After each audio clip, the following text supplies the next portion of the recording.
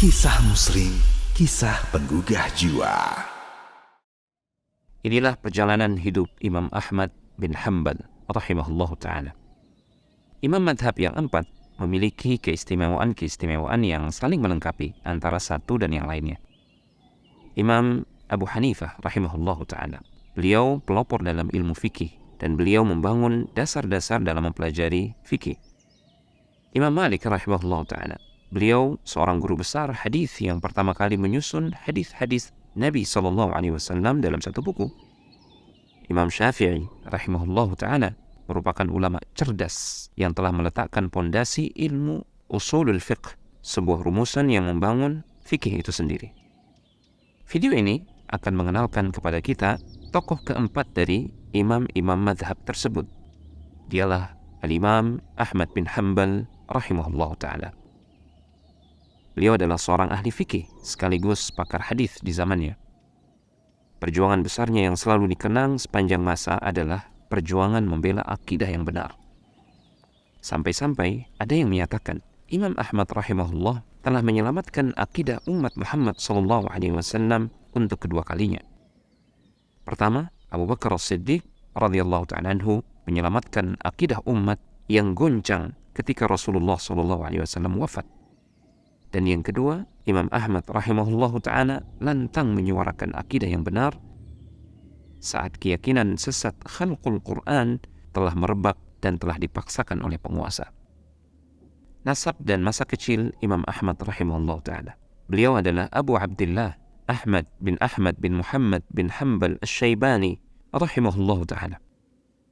Al-Imam Ibn al-Athir mengatakan, tidak ada di kalangan Arab rumah yang lebih terhormat, yang ramah terhadap tetangganya dan berakhlak yang mulia daripada keluarga Syaiban. Banyak orang besar yang terlahir dari kabilah Syaiban ini. Di antara mereka ada yang menjadi panglima perang, ulama, dan sastrawan. Beliau adalah seorang Arab Adnaniyah. Nasabnya bertemu dengan Nabi SAW pada Nizar bin Ma'ad bin Adnan. Imam Ahmad rahimahullah ta'ala dilahirkan di ibu kota kekhalifahan Abbasiyah di Baghdad, Irak pada tahun 164 Hijriah atau bertepatan dengan 780 Masehi. Saat itu, Baghdad menjadi pusat peradaban dunia di mana para ahli dalam bidangnya masing-masing berkumpul untuk belajar ataupun mengajarkan ilmu.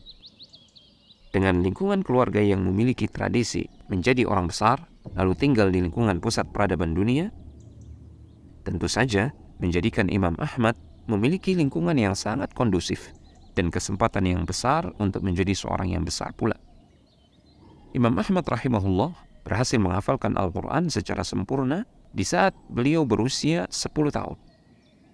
Setelah itu, barulah beliau mulai mempelajari hadis. Sama halnya seperti Imam Syafi'i rahimahullah ta'ala.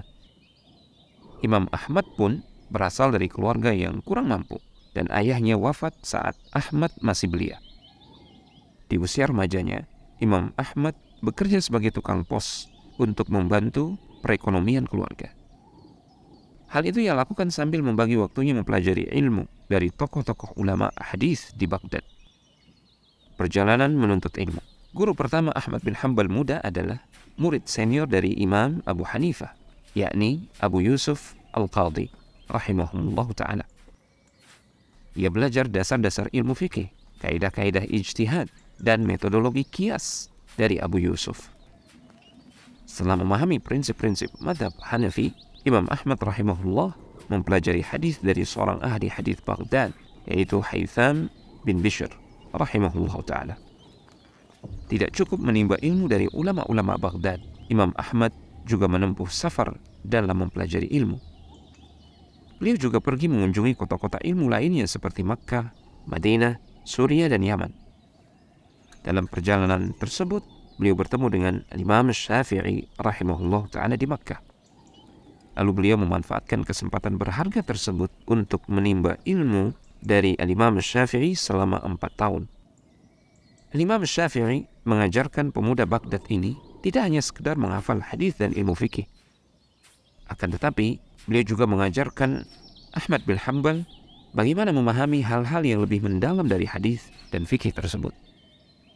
walaupun sangat menghormati dan menuntut ilmu kepada ulama-ulama mazhab Hanafi dan Imam Syafi'i, namun Imam Ahmad rahimahullah memiliki arah pemikiran fikih tersendiri.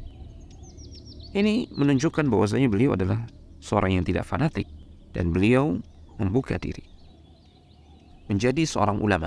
Setelah belajar dengan Imam Syafi'i, Imam Ahmad mampu secara mandiri merumuskan pendapat sendiri dalam fikih.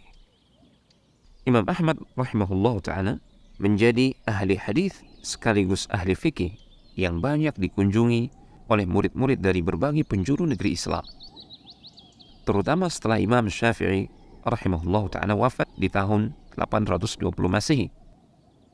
Imam Ahmad rahimahullah seolah-olah menjadi satu-satunya sumber rujukan utama bagi para penuntut ilmu yang senior maupun junior.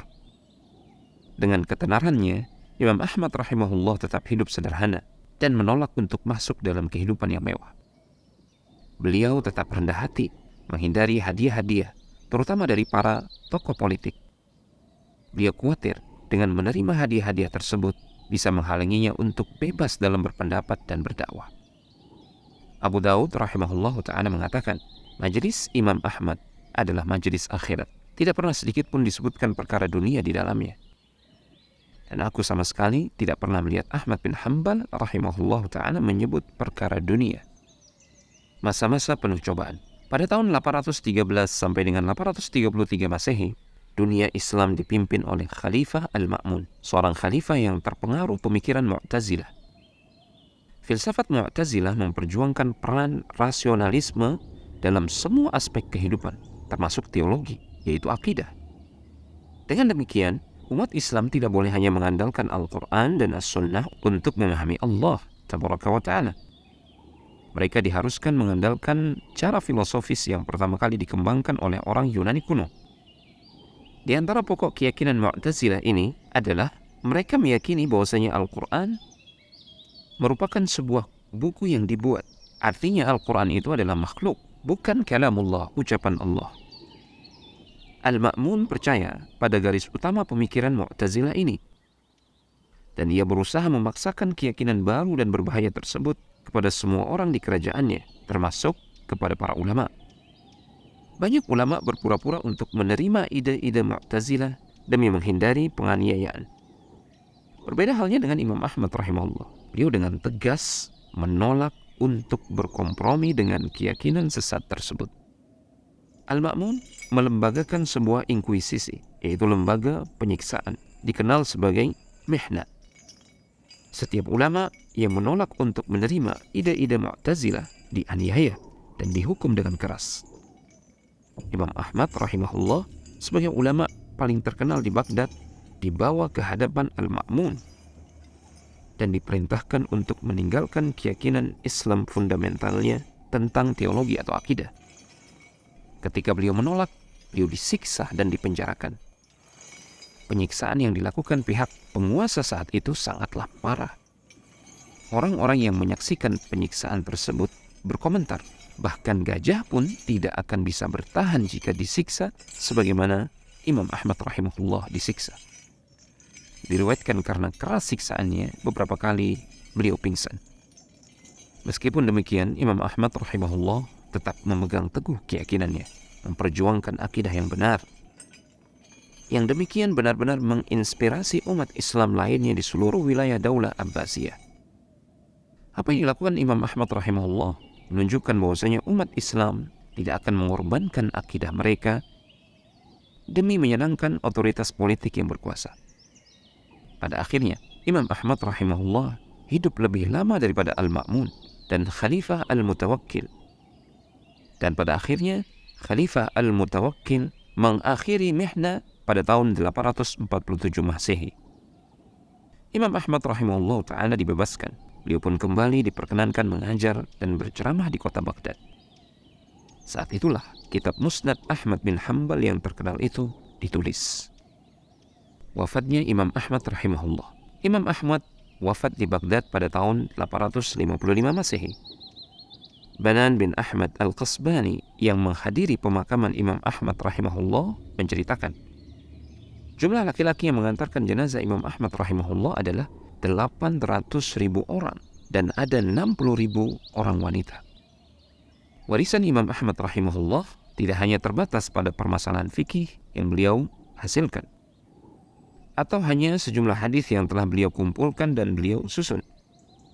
Namun beliau juga memiliki peran penting dalam melestarikan kesucian keyakinan Islam dan kaum muslimin dalam menghadapi penganiayaan politik yang sangat intens. Kiranya inilah yang membedakan Imam Ahmad rahimahullah dari ketiga imam lainnya. Selain itu, meskipun secara historis mazhab Hambali adalah mazhab termuda dalam 4 mazhab yang ada, banyak ulama besar sepanjang sejarah Islam yang sangat terpengaruh oleh Imam Ahmad rahimahullah dalam pemikirannya. Di antara mereka ada Abdul Qadir Al-Jailani, Ibnu Taimiyah, Ibnu Al-Qayyim, Ibnu Katsir, dan juga Muhammad bin Abdul Wahhab rahimahumullahu ta'ala rahmatan wasi'ah. Semoga Allah subhanahu wa ta'ala menerima amalan Imam Ahmad bin Hanbal rahimahullah dan menempatkan beliau di surga yang paling tinggi dan penuh dengan kenikmatan.